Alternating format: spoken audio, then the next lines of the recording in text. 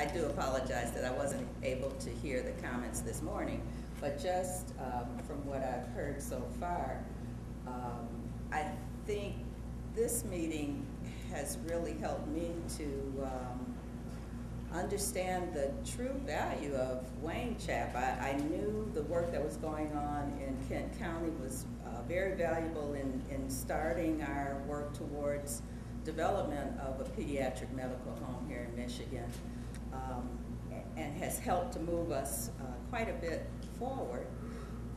However, as you were making the comments, starting with the group that dealt with asthma, we have many programs that deal with home visiting, and we've been talking recently about a transition that's being made from the lead program to a healthy homes initiative approach that not only looks at an environmental issue like lead poisoning, but also looks at other issues in the home that might trigger asthma, dust, and other asthma triggers, as well as we've talked about looking at safe places for babies to sleep when there's an infant in the home. So, you know, really taking it the next step to move away from the siloed approach we've used and begin to look at families in the true environment as they are. And I think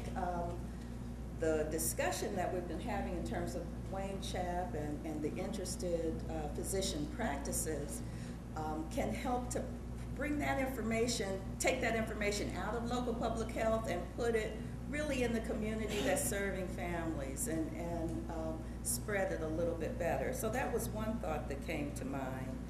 And the other, as we were talking about school-based health, school and community-based health centers actually, and in terms of establishing those as primary care providers, I think we have an opportunity with healthcare reform and the language that's been added to recognize the school-based health centers as entities that can actually bill for services, and to look at how we can truly bridge the gap so that there could be 24/7 coverage.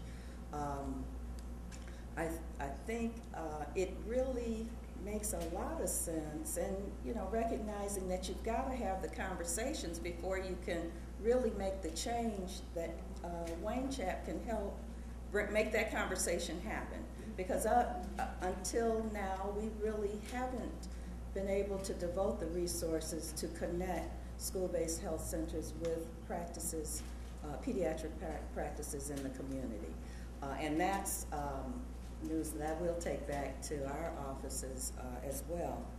The other thing couple of things that I haven't heard talked about, but I'm sure you discussed a bit, is the importance of developmental screening with children.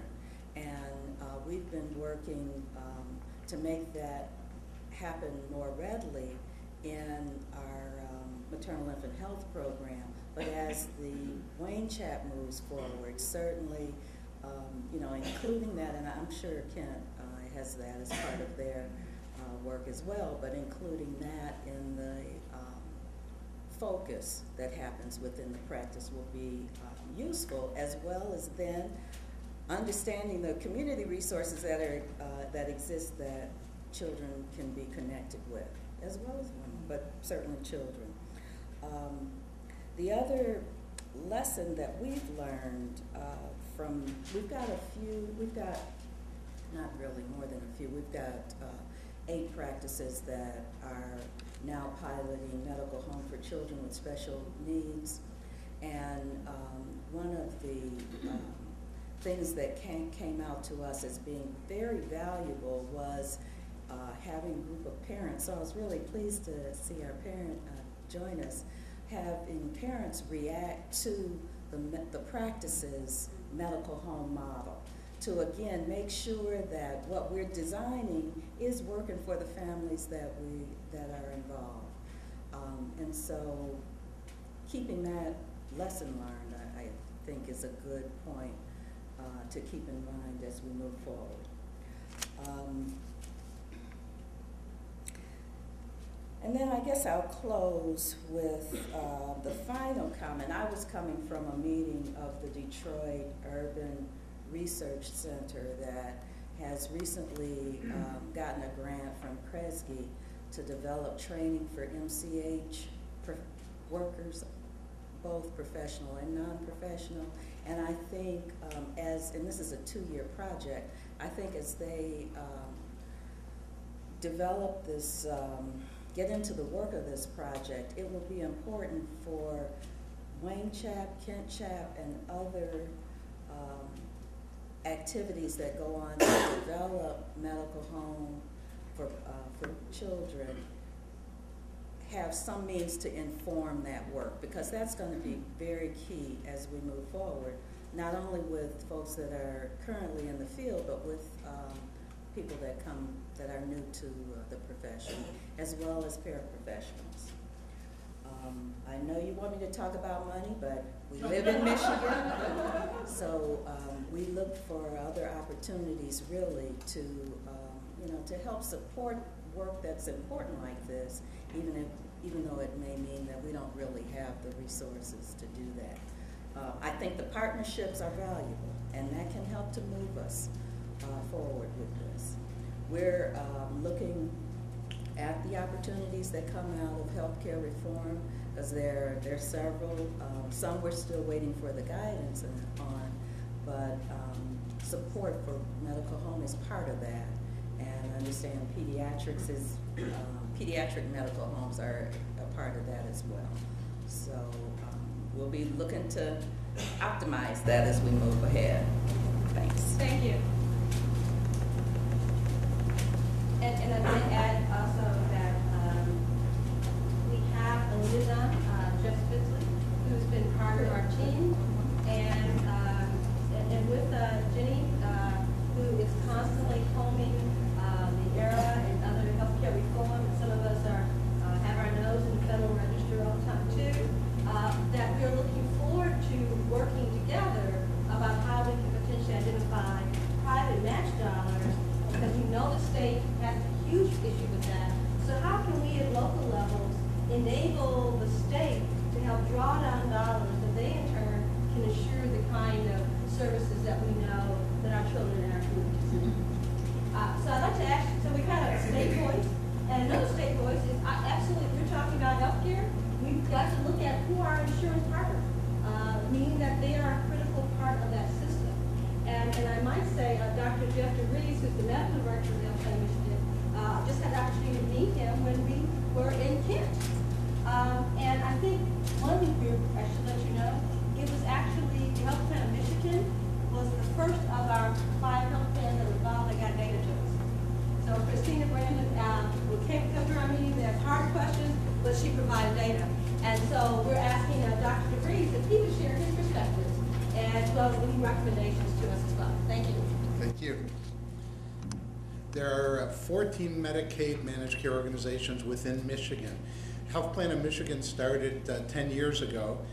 Initially the smallest, now we've grown to be the largest. We now have 260,000 members, and we cover 64 of the 68 counties in the Lower Peninsula. What's significant about that for this group is that we cover all the counties, the 2 existing CHAP programs, including this one, and the 2 that are looking to start in Kalamazoo and Shiawassee counties. So we're sort of well situated to potentially work with all 4 groups. There's a strong business case for quality. In other words, quality is always the right thing to do, especially because we're taking care of children. But there's also a strong business case that pushes the healthcare plans to support groups such as this one. There's a group that you're probably all familiar with, the NCQA, the National Committee for Quality Assurance, that accredits most of the healthcare plans. In order to do that, there are a lot of requirements they have, but among the major ones are performance on those HEDIS quality measures that you heard about before, as well as patient satisfaction measures. It's in our interest, therefore, to have our providers and our members be doing very well in preventive medicine. For one thing, in order to become accredited, which you have to do, we need to achieve certain scores in there. Second is that MDCH actually provides an incentive to health plans if they achieve very high HEDIS scores. So that there's actual money in the pocket coming to health plans for good performance. Third, when any new member joins Medicaid, they can choose whichever health plan they want. If they don't choose themselves, they're auto-assigned by the state. The state doesn't do that just randomly. Rather, they do it on the basis of HEDIS performance from top to bottom. We're proud to say at Health Plan of Michigan that for the last couple of years, we've been #1 in quality per the NCQA in Michigan and #10 in the country. So for that reason, we've gotten a disproportionate number of new patients. And we, of course, want to stay in that position. It's made us, again, the health plan with the largest number of members in the state. So there's a strong business reason why the goals of the CHAP program are really identical in many ways to the goals of the health plans. And it's not just true for Health Plan of Michigan, it's going to be true for all of them. In addition to pushing preventive medicine for the reason that I've said, obviously we want to reduce ED visits, hospital admissions, and readmissions. If we look at the patient-centered medical home and what are the elements, and you know there are a lot of different definitions and criteria of a patient-centered medical home. If we look at those through NCQA, and there are several of them, they really align to things that either the health plans are already doing or need to start doing. One is a data registry. Can you identify your patients with diabetes and asthma and other sort of chronic conditions? We need to be able to do that in order to work with the plans to make sure not just that they're meeting their HEDIS measures, but they're providing good quality care, and that we, the health plans, can identify them to do case management so that we keep them out of the hospital. Communicating results to patients. That's important for a lot of reasons, for good care as well as even to improve patient satisfaction scores, which also are an element of how NCQA judges the health plans. Utilizing evidence-based guidelines, which of course is a mutual interest. The electronic transmission of performance measures to external entities, including health plans. So these are all sort of win-win scenarios in which the health plan's incentives are really very much aligned with those of what CHAP is trying to promote. A couple challenges that I would like to point out, and one of them has really to do with the concern about funding. When we look at the Kent County CHAP and the successes they've had, and let's focus for a minute in asthma, there are a lot of things that they've done that are tremendous, some of which are resource, don't take a lot of external resources, but some of which do. So for example, they got providers together and they got them to agree to use a common asthma action plan. That doesn't take a lot, it takes a lot of effort, tremendous work, a lot of time, a lot of convincing, not necessarily that much in terms of funding. But they also have home health care workers that go to the homes of asthmatics, and there are asthma educators, and those things were funded, as I understand, through philanthropy, both from businesses and from foundations. So here's the problem.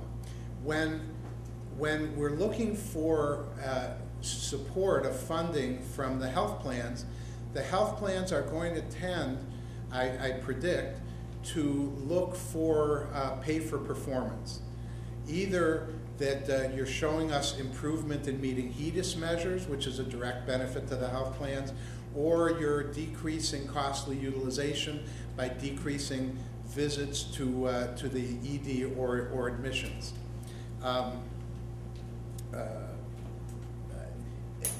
Those things require that you've got the infrastructure in place, that you know what approach you're going to take to asthma, for example, and that you've got the infrastructure with the extra bodies that you need to do the home visits and to do the education. Without that, the likelihood of seeing